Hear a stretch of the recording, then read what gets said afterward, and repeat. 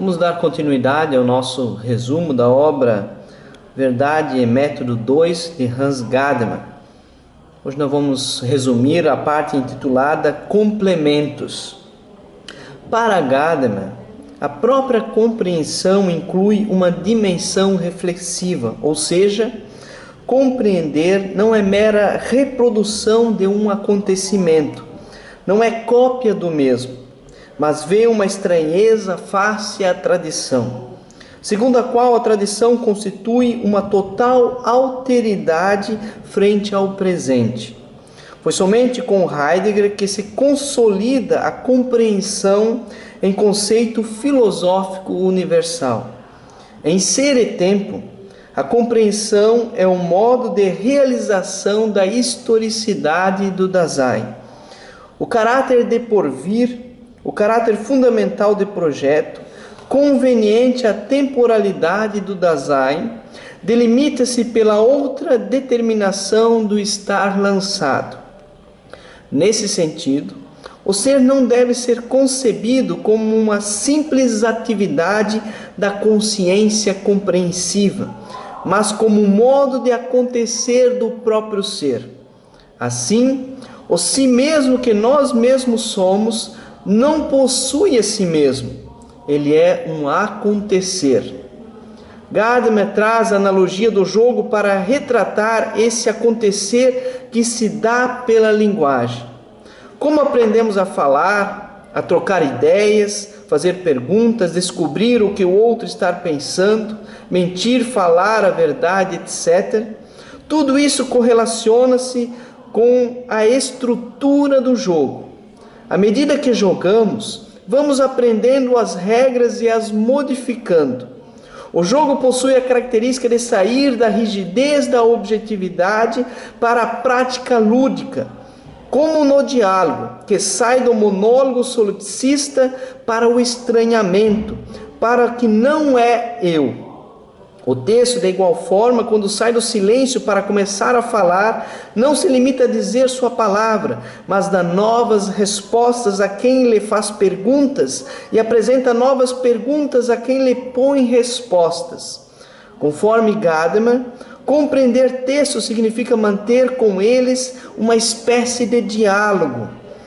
Um outro exemplo elucidativo de Gadamer é o texto do anúncio evangélico, uma vez que este pode ser compreendido verdadeiramente quando aparece com o que se diz a si mesmo. É só na pregação que a compreensão e a interpretação do texto alcança sua realidade plena. O que está a serviço imediato do anúncio não é o comentário exegético explicativo do teólogo, mas a pregação que deve se dirigir ao testemunho comunitário. Assim, a plenitude da compreensão vai além da pregação para o seu acolhimento como chamado que dirige a todos. O texto fala a vida em sua plenitude, não de um passado que não existe mais. Nesse sentido, a compreensão ultrapassa tudo que pode ser produzido metodologicamente. A compreensão é movida por uma descontinuidade que experienciamos em nossa própria história, como destino humano. A realidade da história não nos dá na atualização cognitiva do passado e nem no domínio cognitivo do acontecer. O que acontece produz um efeito pelo qual coloca-nos na possibilidade compreensiva, como um Dasein que se autocompreende, compreendendo. Gadamer traz o conceito de consciência histórico-efeitual, querendo demonstrar que nossa consciência é determinada por uma história efeitual e não presa a um momento do passado. Ela é um acontecimento pelo qual recordação e projeção estão no acontecer. Para Gadamer, o ser humano é um ser de linguagem. Não existe um ser humano antes da linguagem, pois o próprio logos, razão, linguagem, conceito, do qual falara Aristóteles, é o que nos diferencia de outros animais. A linguagem não é um dos meios pelo quais o homem se comunica ao mundo ou um terceiro instrumento, mas a própria comunicação, expressão e pensamento. Não há pensamento fora da linguagem, pois a linguagem dá a possibilidade do próprio pensamento.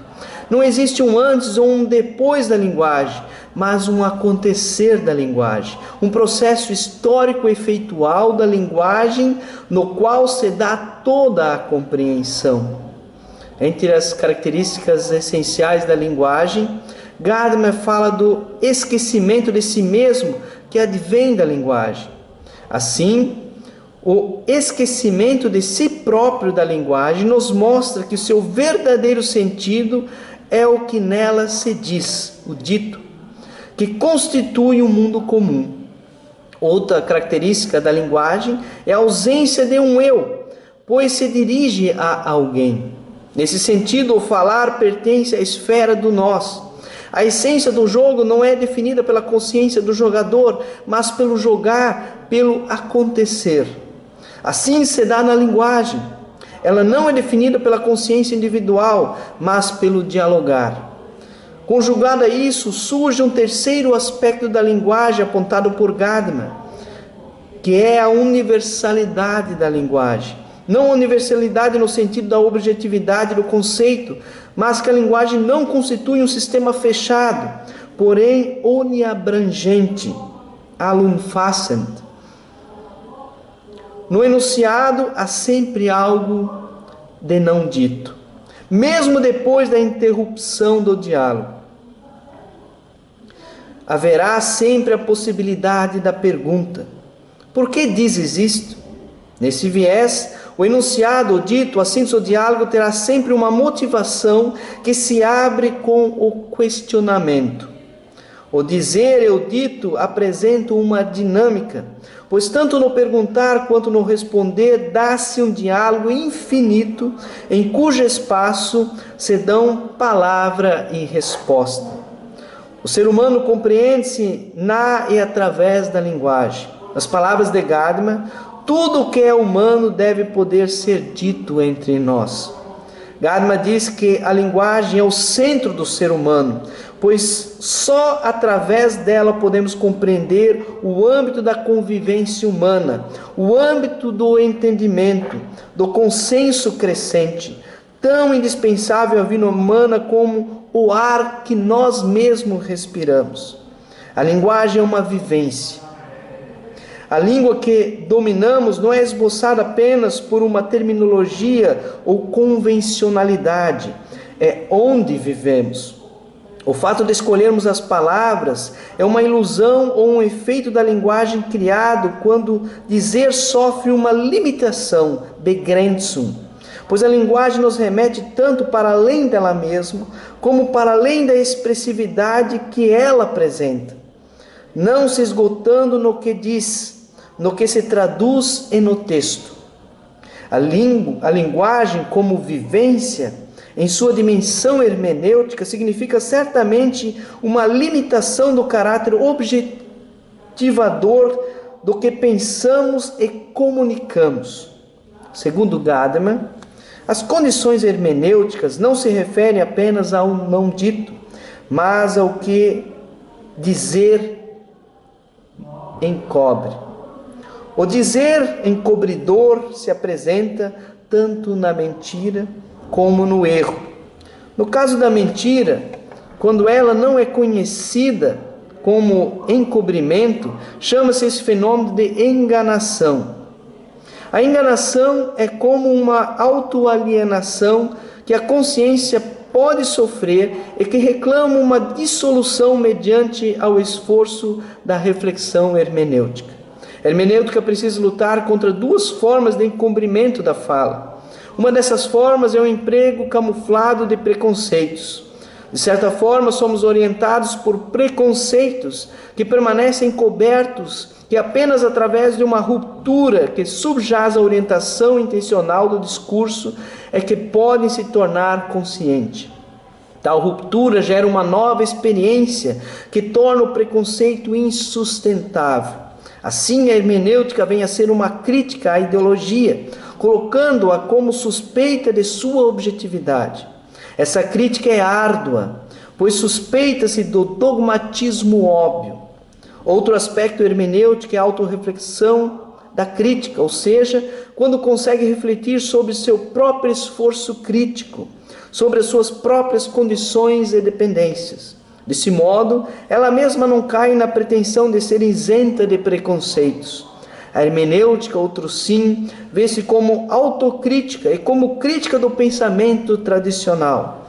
É esse o exercício hermenêutico, a denúncia da estrutura do conhecimento dito não dito, coberto não coberto, não buscando o total esclarecimento, mas apresentando sua missão contra todo dogmatismo científico, ou contra toda a univocidade da linguagem. Para Gadamer, o diálogo tem a propriedade de restabelecer o que a crítica da ideologia propõe. Para melhor ilustração, Gadamer cita o exemplo da doença psíquica. Da mesma forma que a terapia reintegra o doente na comunidade consensual da sociedade, também o sentido da crítica da ideologia consiste em corrigir a falsa consciência e restabelecer um entendimento correto. Mesmo que no diálogo não se chegue a um consenso, ele ainda representa a forma pela qual se dá toda a construção ética e justa na sociedade sem o determinismo histórico. É através do diálogo que podemos chegar a um entendimento mútuo. O fenômeno da linguagem não se dá através de um enunciado isolado, mas a partir da totalidade do nosso comportamento no mundo, o qual é, por sua vez, igualmente uma vida em diálogo. Só quando compreendemos a linguagem como uma força de proteção e ocultamento de si mesma é que nos obrigamos a ultrapassar as dimensões da lógica enunciativa e alcançar horizontes mais amplos. O autoesquecimento produzido pela universalidade da linguagem faz com que a linguagem aspire em nós horizontes mais elevados do que a univocidade do enunciado.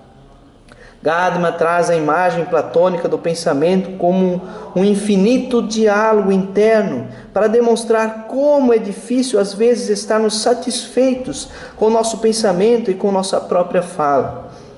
Tanto na linguagem do pensamento, como na linguagem expressa por palavras, gestos e textos, encontramos dificuldades de querer alcançar exatamente o que gostaríamos.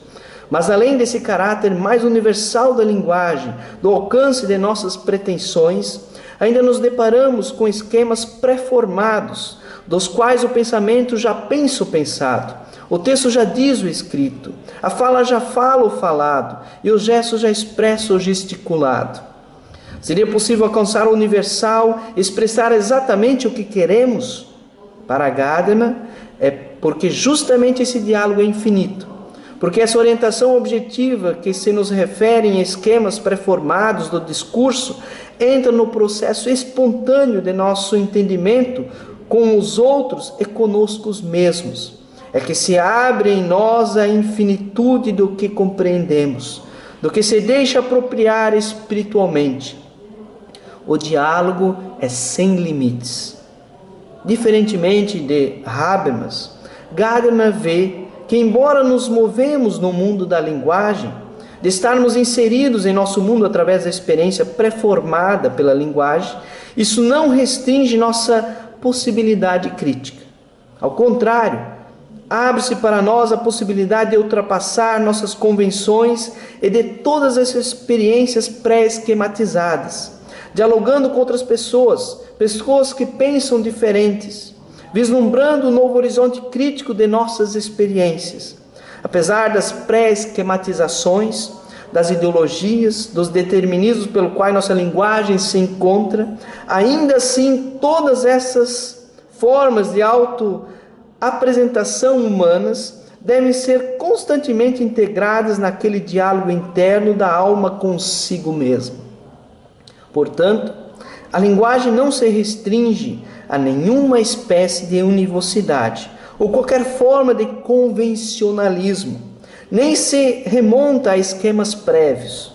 Ela é força geradora e criativa de sempre de novo conferir fluidez ao todo. O diálogo para Gadamer não representa apenas ter experimentado algo de novo, mas de termos encontrado no outro algo que ainda não havíamos encontrado em nossa própria experiência de mundo. O diálogo tem a capacidade de transformação, de ruptura do pensamento monológico para uma comunhão partilhada.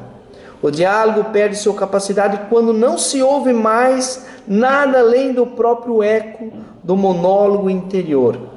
Essa incapacidade para ouvir representa a incapacidade subjetiva de se abrir para novas possibilidades de mundo. A incapacidade do diálogo também se dá de forma objetiva, ou seja, a ausência de uma linguagem comum.